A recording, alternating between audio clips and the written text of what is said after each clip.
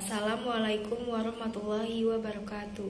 Perkenalkan, nama saya Safina Arianti dengan NIM 2200302231 dari kelas A2 Malam. Di sini saya akan mempresentasikan mengenai tahapan-tahapan pengadaan karyawan dan simulasi rekrutmen calon pekerja.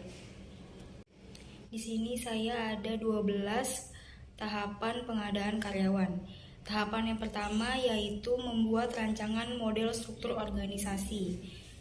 Lalu di tahapan yang pertama ini, HRD mulai menyusun struktur organisasi para pekerja yang dibutuhkan di bagian yang paling tinggi hingga ke bagian rendah lainnya. Dan di tahapan yang kedua yaitu menyusun uraian jabatan. Di tahapan yang kedua ini, HRD setelah menyusun struktur organisasi, HRD akan menyesuaikan beberapa jabatan penting dan akan menyesuaikan beberapa jabatan apa yang bagaimana dibutuhkannya dari jabatan tersebut. Dan di tahapan ketiga yaitu menetapkan kebutuhan akan pekerja.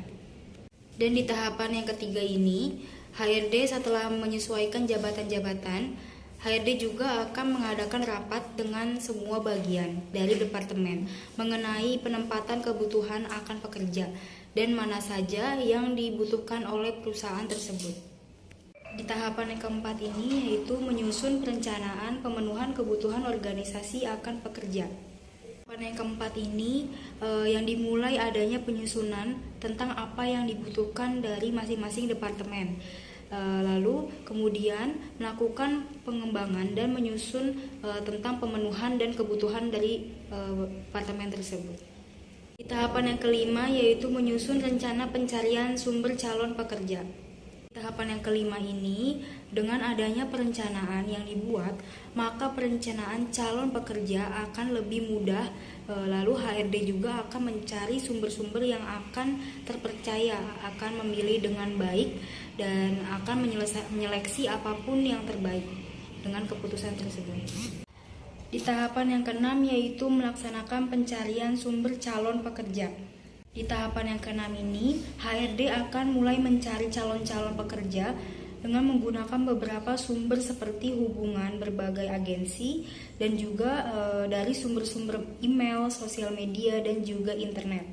Lalu di tahapan yang ketujuh yaitu menyeleksi dokumen lamaran calon pekerja. Dan di tahapan yang ketujuh ini, setelah HRD telah mencari sumber-sumber calon pekerja, HRD juga setelah itu menyeleksi satu persatu dokumen pelamar kerja apakah sesuai dengan standar dan kriteria pekerja yang dibutuhkan dari departemen tersebut. Lalu di tahapan yang ke-8 yaitu melaksanakan proses seleksi calon pekerja. Di tahapan yang ke-8 ini, setelah selesai dalam dokumen, maka HRD dengan semua departemen akan kembali menyeleksi satu persatu calon pekerja yang sudah lolos dalam dokumennya. Kemudian akan dilakukan tes kepada masing-masing calon pekerja. Tahapan ini dilakukan tatap muka antara HRD dan calon pekerja dan dilakukannya langsung dengan HRD. Dan di tahapan yang ke-9 ini yaitu melakukan penilaian hasil seleksi. Di tahapan yang ke-9 ini, setelah tahapan seleksi, maka semua calon pekerja akan diberikan penilaian oleh HRD maupun departemennya yang bersangkutan apabila sesuai dengan kriteria dengan nilai yang baik atau nilai yang buruk. Di tahapan yang ke-10 yaitu melakukan penawaran kerja kepada calon pegawai yang diterima. Tahapan yang ke-10 ini, setelah tahapan penilaian calon pekerja yang lolos atau diterima, maka langkah selanjutnya adalah para pekerja tersebut akan diberikan beberapa pertanyaan akan penawaran pekerjaan tersebut apabila sesuai dengan minat para pekerja atau tidak. Lalu di tahapan yang ke-11 yaitu ada melakukan penempatan pekerja. Dan di tahapan yang ke-11 ini, setelah proses kontrak dengan persetujuan HRD dan para pekerja, maka akan dilakukannya penempatan para pegawai tersebut sesuai departemen atau bagian yang sesuai dari pelamar tersebut dengan kesepakatan. Lalu di tahapan yang terakhir yaitu yang ke-12, melaksanakan orientasi kerja. Di tahapan yang ke-12 ini yaitu tahap terakhir dalam pengadaan karyawan, yaitu proses di mana pegawai tersebut akan dijelaskan tentang semua pengenalan tahapan terhadap perusahaan ataupun bagian-bagian departemen dalam perusahaan tersebut.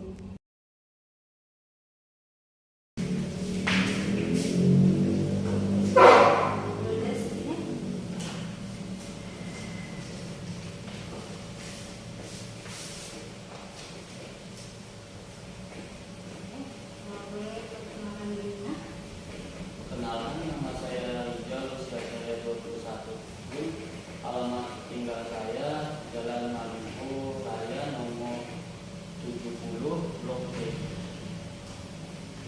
Boleh ceritakan pengalaman kerja Anda?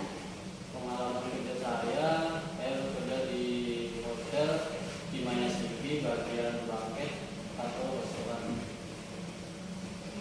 Apa sih kelebihan yang ada di dalam bidang Anda? Kelebihan saya bisa kerja sama tim, individu maupun di bawah tekanan. Kalau untuk kelemahan apa yang ada di dalam bidang Anda? Untuk kelemahan mungkin kalau di lingkungan baru kurangnya interaksi di lingkungan baru. Saya ingin tahu kenapa Anda berhenti dari perusahaan yang sebelumnya. Sebenarnya saya bukan berhenti sih, tapi kena PHK dikarenakan pandemi COVID-19. Banyak sebagian besar karyawan kena PHK di perusahaan. Baik, saya ingin tahu berapa gaji yang Anda inginkan di perusahaan kami. Untuk gaji sesuai prosedur dari perusahaan yang dipimpin. Apa yang ingin kamu tanyakan kepada saya? Untuk yang masih kuliah bisa nggak? Apakah jam kuliah kamu fleksibel? Iya. Dari jam berapa? Kuliahnya ada jam pagi sama siang sama sore, malam juga ada. Oke. Untuk di sini kita memiliki dua shift, yaitu pagi sampai sore dan sore sampai malam. Jadi kalau misalnya kamu sampai jam pagi dan malam, bisa wajib sama shift yang dibedakan. Oke, Jal, saya sudah lihat CV-nya. Nanti tunggu kiranya paling lama 2 minggu. Nanti saya kabarin. Dilihat lagi WA-nya untuk diaktifkan terus ya. Oke, terima kasih Bu ya.